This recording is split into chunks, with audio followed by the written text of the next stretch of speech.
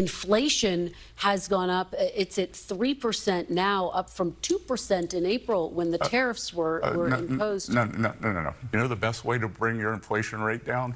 Move from a blue state to a red state. Which parts of the economy do you believe have dipped into a recession? Well, clearly housing has been struggling.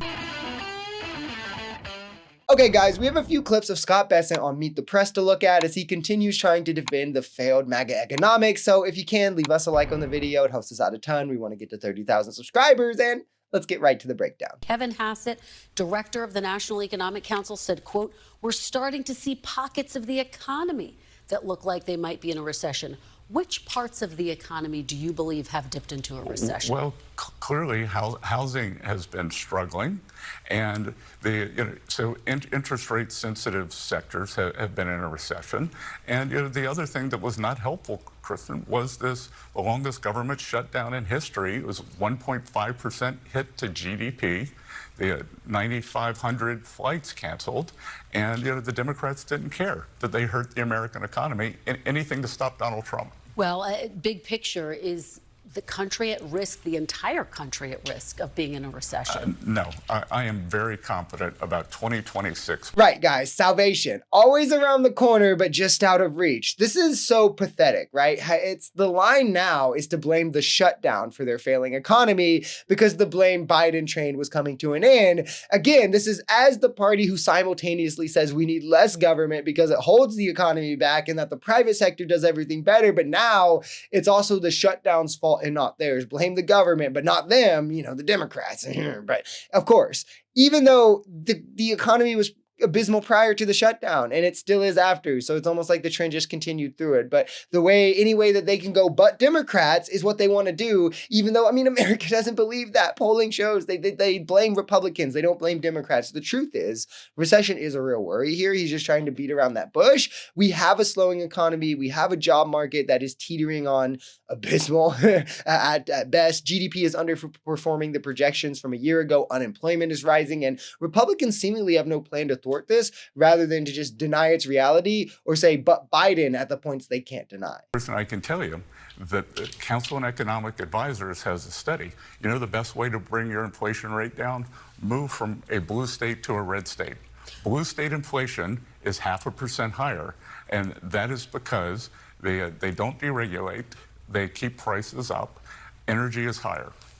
Just according to the consumer prices, inflation was at 2.3% back in April. In September, 3%. Look, guys, they're doing the thing again we always talk about. Oh, if something's bad under Biden or a Democrat, well, it has to be bad because of the Democrats. No question asked, because they're the president and it's their policies that control America. However, if something is bad under Trump or a Republican, we'll look and see if it's also in a red state, or is it a blue state? Then we can hyperfixate there. And if it is a red state, we'll look and see if it's also a red city, because if it's a blue city, we can hyperfixate there. Or if it is a red city, then, let's look and see if there's any Democrat majorities in the state legislature, because if it is, then we can hyperfixate there and they're preventing the laws or whatever. And if they're not, then look at the last 10 years, and see if we could point at any and say, hey, well, those policies are still in place. That way, you can always find some way to pinpoint and hyperfixate and blame Democrats. It's essentially like a flow chart, right? Where no matter what path you take, it all comes back to being the Democrats' fault. Some prices are going up. Of course, we have seen prices increasing on staples like coffee,